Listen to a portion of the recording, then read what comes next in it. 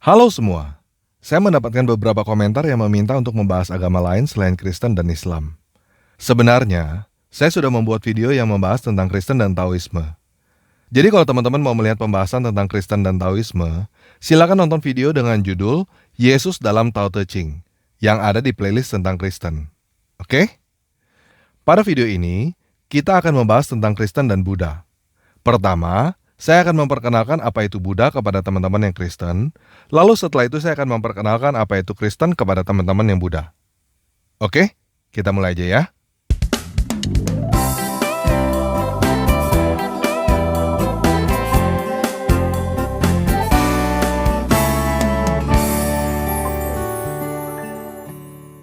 Nah, biasanya orang awam kalau mendengar agama Buddha, yang ada di pikirannya adalah Tong Samcong, Sun Gokong, dan Cupat Kai yang ada di kisah perjalanan ke barat.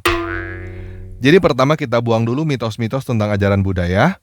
Kita buang kisah Sun Gokong yang adalah dongeng pada abad ke-16.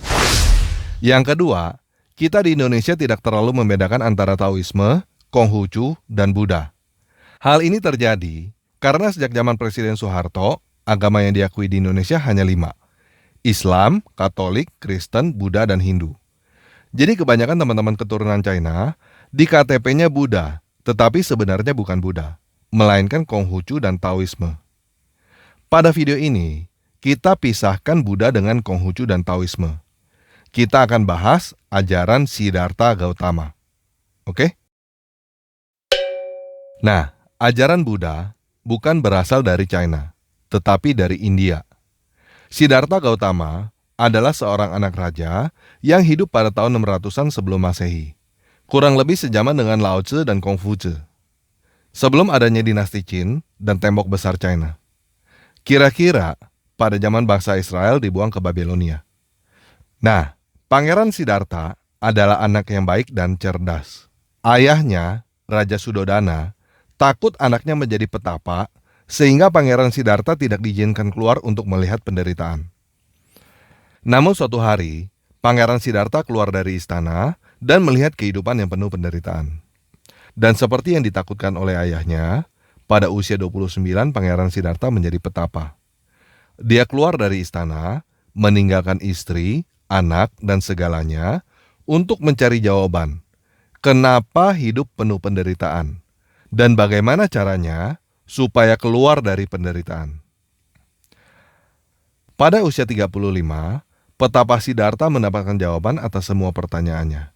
Dan ini yang disebut dengan mendapatkan pencerahan atau menjadi Buddha.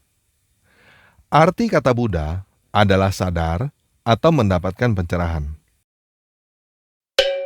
Dasar ajaran Buddha disebut dengan 4 kebenaran mulia. Yang pertama adalah dukkha, atau bisa disebut juga kesengsaraan atau penderitaan. Kelahiran adalah dukkha. Usia tua adalah dukkha. Penyakit adalah dukkha.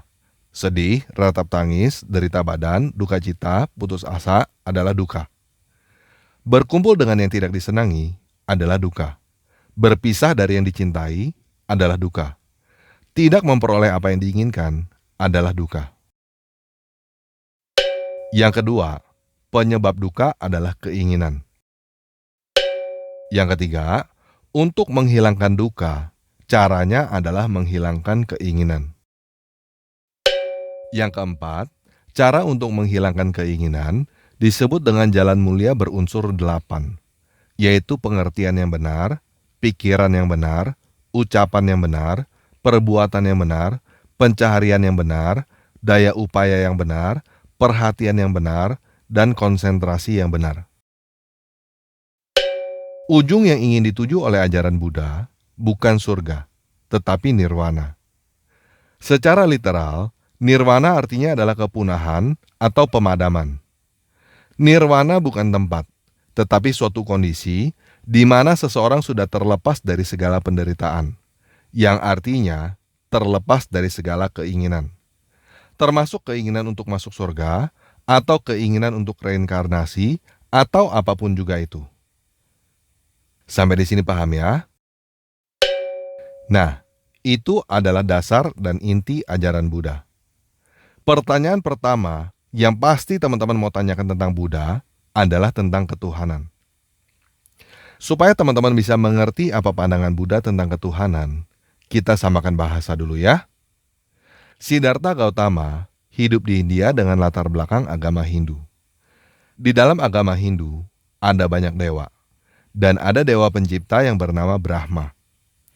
Bahasa Inggris dewa adalah God, bahasa Yunaninya adalah Theos, bahasa Ibraninya adalah El, bahasa Arabnya adalah Il. Bentuk jamak dari dewa adalah dewata. Bahasa Ibraninya adalah Elohim, bahasa Arabnya adalah ilah. Nah, jadi apa yang teman-teman maksud dengan Tuhan? Kalau yang teman-teman maksud dengan Tuhan adalah dewa, sesuatu dengan kekuatan supranatural, maka jawabannya adalah umat Buddha percaya bahwa mereka, para dewata itu, ada. Namun kalau Tuhan yang teman-teman maksud adalah suatu dewa yang menciptakan segalanya dengan konsep tetangga dari Arab, maka Buddha akan menjawab dengan pertanyaan seperti ini. Jika dewa itu menciptakan segalanya, berarti dewa itu juga menciptakan segala duka ini. Kalau menurutmu dewa itu yang menciptakan segala duka ini, lalu untuk apa kamu menyembah dewa itu? Kamu menyembah dewa pencipta itu juga tidak menghilangkan duka, kan? Bisa paham ya? Nah, apakah dengan menjadi Buddha yang mencapai nirwana artinya menjadi dewa? Enggak, guys. Menjadi Buddha bukan berarti menjadi dewa. Mencapai nirwana bukan berarti masuk surga. Mencapai nirwana berarti sudah terlepas dari segala keinginan. Jadi, kalau ada teman-teman yang ingin kaya, ingin mendapatkan jodoh, atau ingin apapun, lalu berdoa memohon kepada Buddha, teman-teman salah alamat. Buddha akan menjawab dengan mengajarkan kepada teman-teman supaya melepaskan segala keinginan itu. Jadi, Buddha jelas akan menolak ajaran seseorang yang ingin kawin dengan bekas bini orang lain, lalu berkoar kemana-mana bahwa itu dewa yang suruh. Di dalam sudut pandang Buddha, seseorang yang ingin kawin dengan bekas bini orang lain adalah sesuatu yang membawa penderitaan. Dan berkoar-koar bahwa hal itu adalah dewa yang suruh adalah tindakan melempar kesalahan kepada dewa. Jadi, jika ada biksu yang bertemu dengan seseorang yang ingin kawin dengan bekas bini orang lain, lalu berkata bahwa itu dewa yang suruh, biksu itu pasti menjawab, "Sancai, sancai, bertobatlah, tinggalkanlah nafsu duniawi." Paham ya? Nah, menurut saya, ajaran Buddha sangat bagus. Ajaran Buddha dari India jauh lebih bagus daripada ajaran orang Arab. Buddha membuktikan bahwa manusia sebenarnya tidak butuh dewa, Tuhan, surga neraka, dan sebagainya untuk berbuat baik dan menjauhi kejahatan. Sederhananya inti ajaran Buddha adalah segala kesusahan yang kamu alami di dalam kehidupanmu terjadi karena kamu punya banyak keinginan. Supaya hidupmu tidak susah, buang keinginan kamu. Oke, sekian yang bisa saya bagikan kepada teman-teman yang belum mengenal ajaran Buddha. Kalau teman-teman tidak yakin dengan apa yang saya katakan tentang ajaran Buddha, silakan bagikan video ini kepada biksu dan tanyakan kepada biksu itu, apakah yang saya katakan tentang ajaran Buddha ini benar atau salah. Maksud saya, jangan tanyakan kepada umat Buddha KTP, karena mereka sebenarnya bukan beragama Buddha dan sama nggak taunya dengan kamu.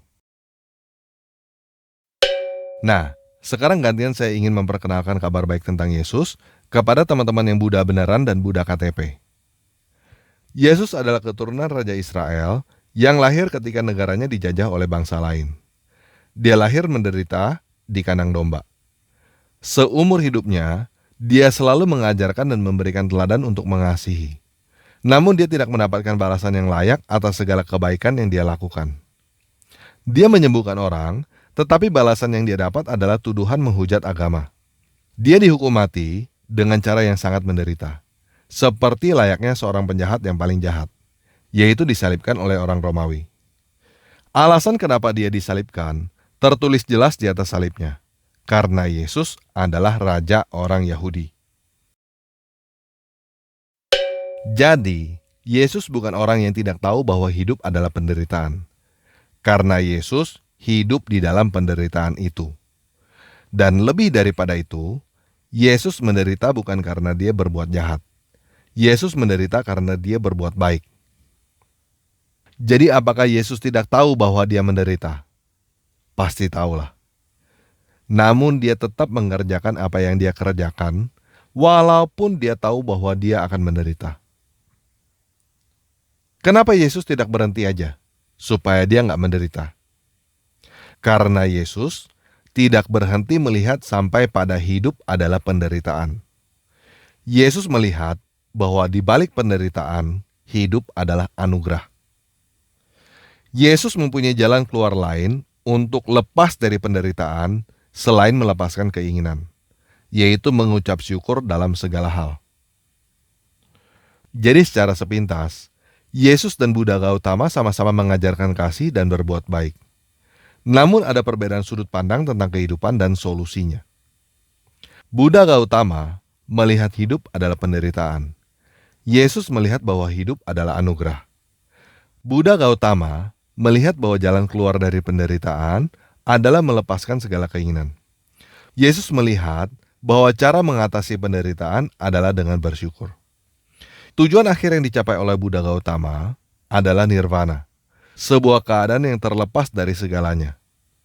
Tujuan yang dicapai oleh Yesus adalah hidup abadi. Nah, teman-teman yang bukan Kristen tentu mau bertanya, apa maksudnya hidup abadi? Apakah sama dengan surga?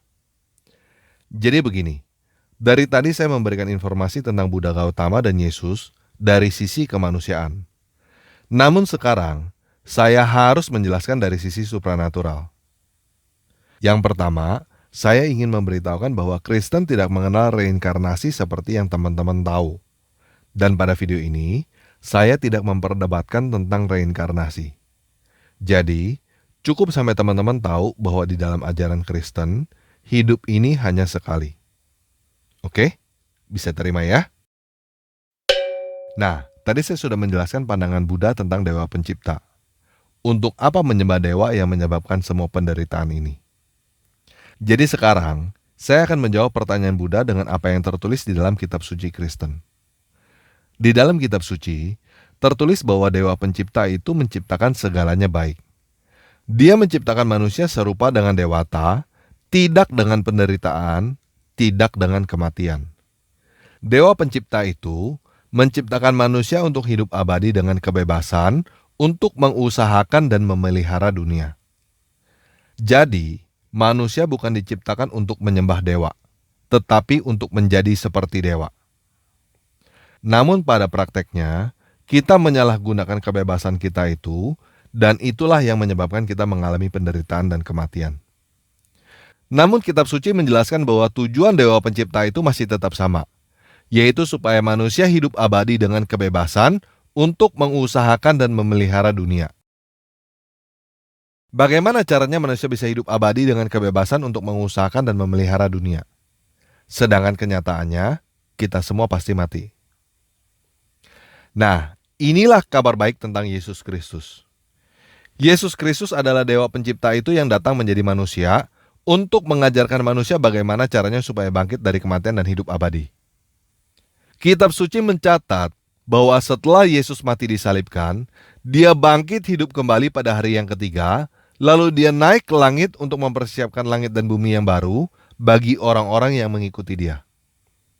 Kitab suci mencatat bahwa kehidupan di langit dan bumi yang baru itu tidak akan ada lagi penderitaan, tidak akan ada lagi kematian, tidak akan ada lagi tangisan. Jadi, hidup abadi bukanlah surga dalam pengertian roh di suatu tempat yang menyenangkan.